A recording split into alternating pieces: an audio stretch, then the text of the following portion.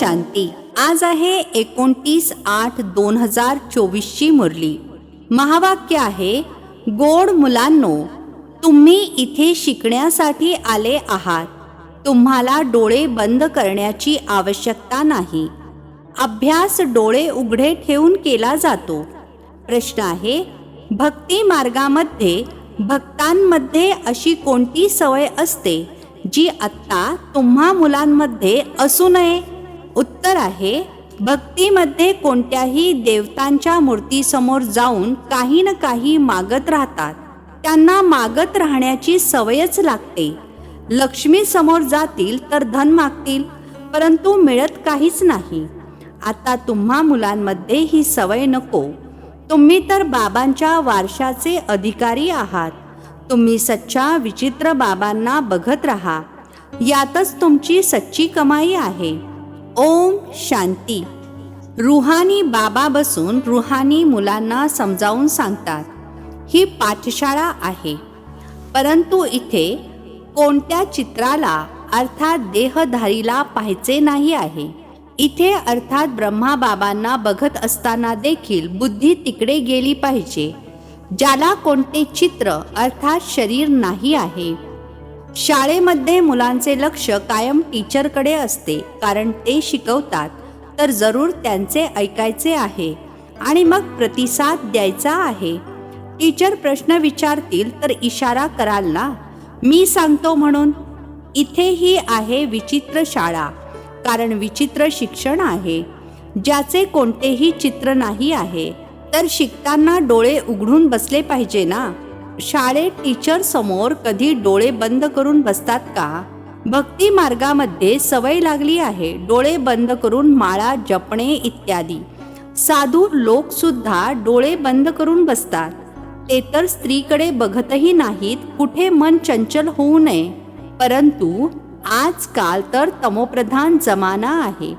बाबा तुम्हा मुलांना समजावून सांगत आहेत.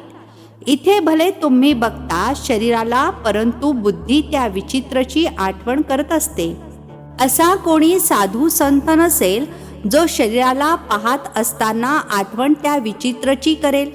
तुम्ही जाणता या रथामध्ये ते बाबा आम्हाला शिकवत आहेत. ते बोलत आहेत. करते तर सर्व काही आत्माच, शरीर तर काहीही करत नाही. आत्मा ऐकते. रुहानी ज्ञान किंवा भौतिक ज्ञान आत्माच ऐकते आणि ऐकवते आहे. आत्मा भौतिक टीचर बनते. शरीराद्वारे भौतिक शिक्षण शिकतात, ते देखील आत्माच शिकते. चांगले अथवा वाईट संस्कार आत्माच धारण करते. शरीर तर राख होऊन जाते. हे देखील कोणी मनुष्य जाणत नाहीत. त्यांना देह अभिमान असतो. मी अमका आहे, मी प्राईम मिनिस्टर आहे, असे म्हणणार नाहीत की मी आत्म्याने हे प्राईम मिनिस्टरचे शरीर घेतले आहे. हे देखील तुम्ही समजता. सर्व काही आत्माच करते. आत्मा अविनाशी आहे. शरीर फक्त इथे पार्ट बजावण्यासाठी मिळाले आहे. यामध्ये जर आत्मा नसेल तर शरीर काहीही करू शकणार नाही. आत्मा शरीरातून निघून जाते तर जसे एक मृतदेह राहतो. आत्म्याला या डोळ्यांद्वारे पाहू शकत नाही. ती तर सूक्ष्म आहे ना. तर बाबा म्हणतात, बुद्धीने बाबांची आठवण करा. तुमच्या देखील बुद्धीमध्ये आहे की आम्हाला शिवबाबा यांच्याद्वारे अर्थात ब्रह्मा बाबांद्वारे शिकवतात. या देखील अगदी बारकाईने समजून घेण्यासारख्या गोष्टी आहेत. काही जण मग चांगल्या रीतीने समजतात आणि काहींना तर अजिबात समजत नाही. आहे देखील फक्त हीच गोष्ट. अलफ अर्थात ईश्वर पिता. केवळ भगवान किंवा ईश्वर म्हटल्याने ते पित्याचे नाते राहत नाही. यावेळी सर्व पत्थरबुद्धी आहेत, कारण रचयिता बाबा आणि रचनेच्या आदी मध्य अंताला जाणत नाहीत. हा जगाचा इतिहास भूगोल रिपीट होत राहतो. आता संगमयुग आहे हे कुणालाही माहीत नाही आहे. तुम्ही समजता. आधी आम्ही देखील जाणत नव्हतो. बाबा आता तुम्हाला इथे ज्ञानाने शृंगारतात, मग इथून बाहेर जाता तर माया धुळीमध्ये लोळवून ज्ञान शृंगार बिघडवून टाकते. बाबा शृंगार तर करतात, परंतु आपला पुरुषार्थ देखील करायचा आहे. बरीच मुले मुखावाटे असे बोलतात, जसे काही जंगली. शृंगार जसा काही झालेलाच नाही आहे. सर्व काही विसरून जातात. लास्ट नंबरला जे स्टुडंट बसलेले असतात त्यांचे अभ्यासामध्ये इतके मन लागत नाही. हो, फॅक्टरी इत्यादी ठिकाणी सेवा करून श्रीमंत बनतात. काहीच शिकलेले नाहीत. हे तर खूप उच्च शिक्षण आहे. शिक्षणाशिवाय तर भविष्यपद मिळू शकत नाही. इथे तुम्हाला फॅक्टरी इत्यादीमध्ये बसून काही काम करायचे नाही आहे. ज्याने श्रीमंत बनायचे आहे हे तर सर्व काही नष्ट होणार आहे. सोबत जाईल फक्त अविनाशी कमाई. तुम्हाला माहीत आहे, मनुष्य मरतात तर रिकाम्या हाताने जातात. सोबत काहीही घेऊन जाणार नाहीत. तुम्ही तर भरलेल्या हाताने जाल. याला म्हणतात खरी कमाई. ही तुमची खरी कमाई होते 21 जन्मांसाठी. बेहदचे बाबाच खरी कमाई करून देतात. तुम्ही मुले पाहता या चित्राला अर्थात ब्रह्मा बाबांना, परंतु आठवण करता विचित्र बाबांची. कारण तुम्ही देखील आत्मा आहात. तर आत्मा आपल्या बाबांनाच पाहते, त्यांच्याकडून शिकते. आत्म्याला आणि परमात्म्याला तुम्ही बघत नाही, परंतु बुद्धीने जाणता. मी आत्मा अविनाशी आहे, हे शरीर विनाशी आहे. हे बाबा देखील जरी तुम्हा मुलांना समोर बघत आहेत, परंतु बुद्धीमध्ये आहे की आत्म्यांना समजावून सांगत आहे. आता बाबा तुम्हा मुलांना जे शिकवतात ते सत्यच सत्य आहे. यामध्ये खोटे तर रत्तीभर सुद्धा नाही. तुम्ही सचखंडाचे मालक बनता. हा आहे झूठखंड. झूठखंड आहे कलयुग, सचखंड आहे सतयुग. रात्रंदिवसाचा फरक आहे. सतयुगामध्ये दुःखाची गोष्टच असत नाही. नावच आहे सुखधाम. त्या सुखधामचा मालक तर बेहदचे बाबाच बनवतील. त्यांचे काही चित्र अर्थात शरीर नाही, बाकी सर्वांची चित्रे अर्थात शरीरे आहेत. त्यांच्या आत्म्याचे नाव बदलते का? त्यांचे नावच आहे शिव. इतर सर्वांना आत्माच आत्मा म्हटले जाते. बाकी शरीराला नाव दिले जाते. शिवलिंग आहे निराकार. ज्ञानाचा सागर, शांतीचा सागर ही शिवाची महिमा आहे. ते पिता देखील आहेत. तर पित्याकडून जरूर वारसा मिळणार आहे. रचनेला रचनेकडून वारसा मिळत नाही.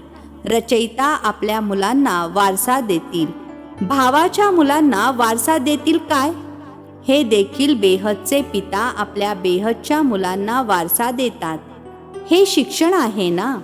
जसे शिक्षणाने मनुष्य बॅरिस्टर इत्यादी बनतात. शिकवणाऱ्या सोबत आणि शिक्षणाशी योग असतो. हे अर्थात बाबा तर शिकविणारे आहेत विचित्र. तुम्ही आत्मे देखील विचित्र आहात. बाबा म्हणतात, मी आत्म्यांना शिकवतो. तुम्ही देखील समजा आम्हाला बाबा शिकवत आहेत. एकदाच बाबा येऊन शिकवतात. शिकते तर आत्मा ना. सुख दुःख आत्माच भोगते, परंतु शरीराद्वारे. आत्मा निघून गेली तर भले मग शरीराला कितीही मारा, जसे मातीला मारता. तर बाबा वारंवार समजावून सांगत आहेत.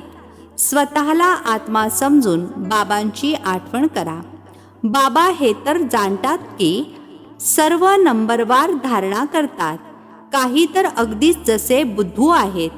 काहीच समजत नाहीत. ज्ञान तर खूप सोपे आहे. आंधळे, लुळे, पांगळे सुद्धा समजू शकतात. कारण हे तर आत्म्याला सांगितले जाते ना.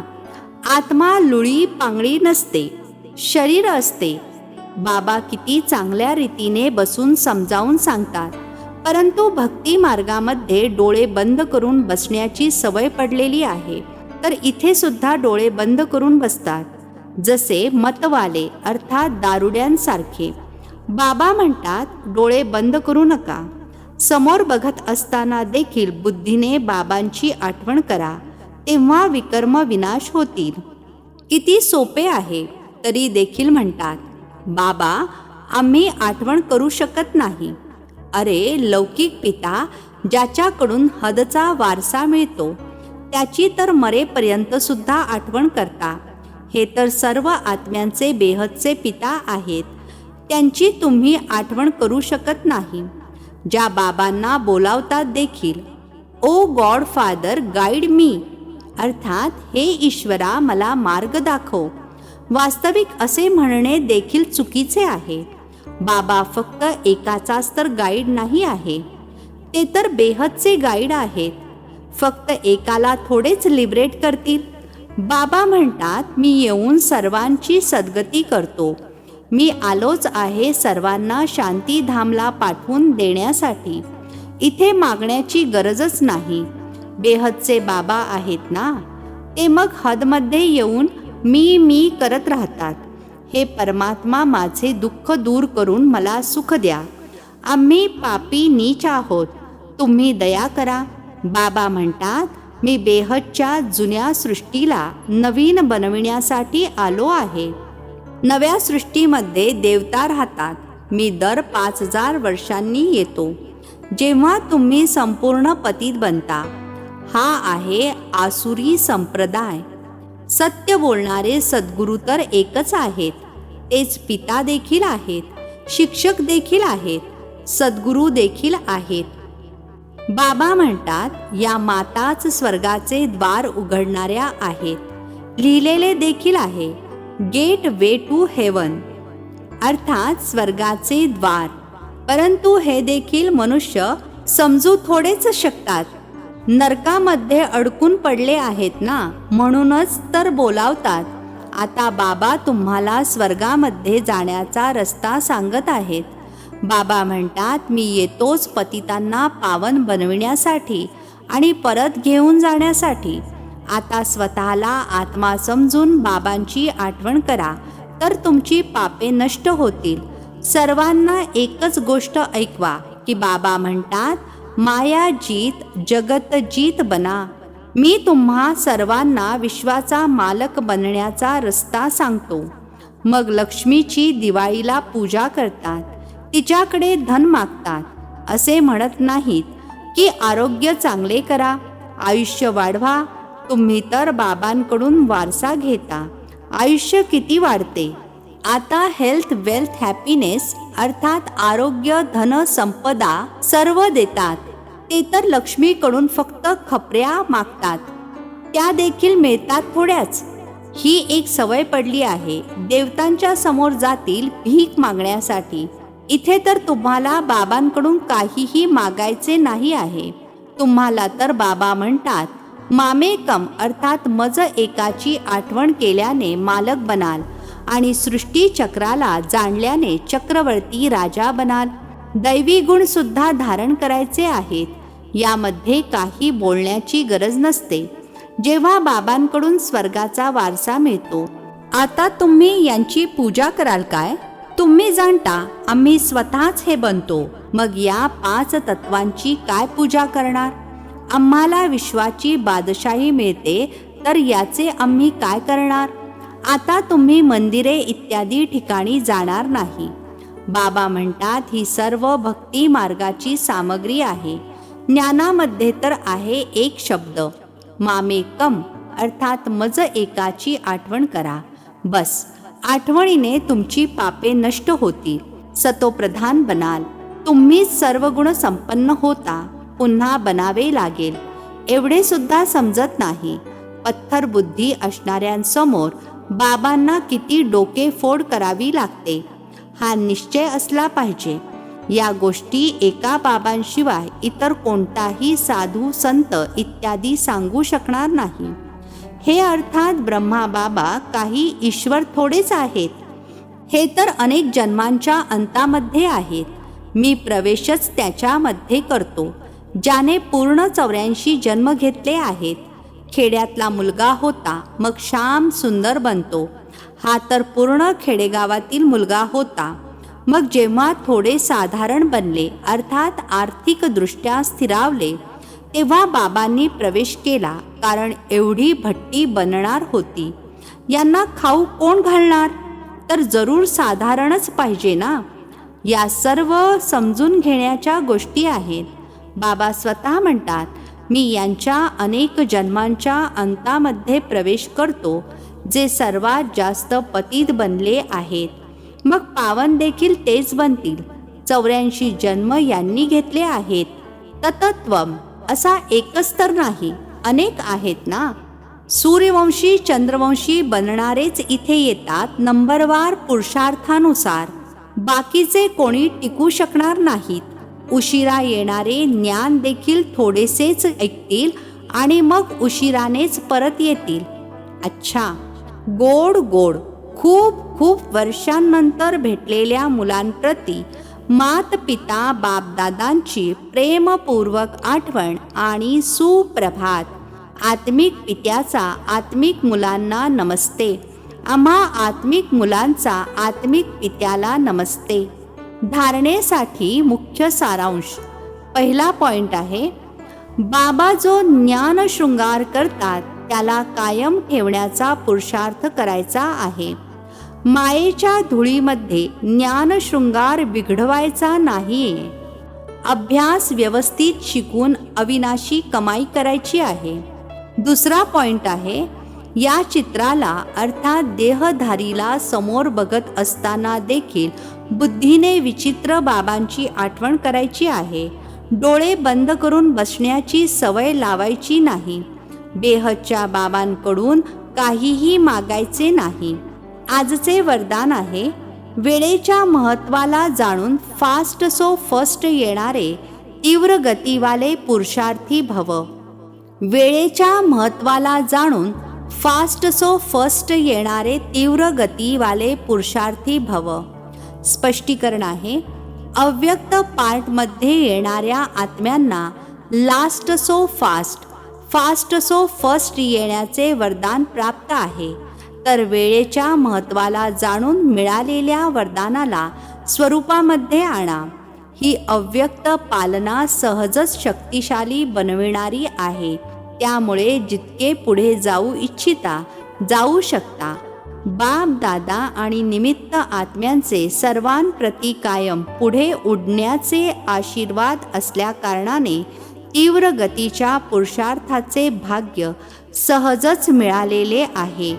स्लोगन आहे, निराकार सो साकार या महामंत्राच्या स्मृतीद्वारे निरंतर योगी बना. निराकार सो साकार या महामंत्राच्या स्मृतीद्वारे निरंतर योगी बना. अच्छा, ओम शांती. नवनवीन मराठी व्हिडिओज प्राप्त करण्यासाठी सबस्क्राईब करा मराठी गॉडलीवूड चॅनलला.